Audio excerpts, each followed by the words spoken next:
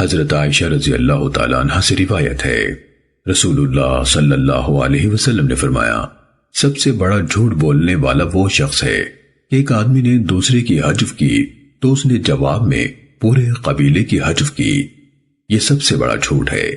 اور وہ آدمی جو اپنے باپ سے نسبی تعلق توڑتا ہے اور اپنی ماں کو بدکار قرار دیتا ہے۔ سننے ابن ماجہ حدیث نمبر 3761۔ حضرت بریدہ بن حصیب اسلمی رضی اللہ تعالیٰ عنہ سے روایت ہے، رسول اللہ صلی اللہ علیہ وسلم نے فرمایا، جس نے نرد کھیلا اس نے گویا اپنا ہاتھ خنزیر کے گوشت اور خون سے آلودہ کیا۔ سننے ابن ماجہ حدیث نمبر 3763۔ ام المومنین حضرت عائشہ رضی اللہ تعالیٰ عنہ سے روایت ہے، نبی صلی اللہ علیہ وسلم نے دیکھا کہ ایک آدمی ایک پرندے کا پیچھا کر رہا ہے تو فرمایا، ایک شیطان دوسرے شیطان کا پیچھا کر رہا ہے۔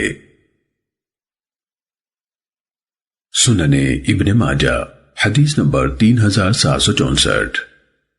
حضرت ابو ہریرہ رضی اللہ تعالیٰ عنہ سے روایت ہے کہ نبی صلی اللہ علیہ وسلم نے ایک آدمی کو کبوتر کا پیچھا کرتے دیکھا تو فرمایا، ایک شیطان دوسرے شیطان کا پیچھا کر رہا ہے۔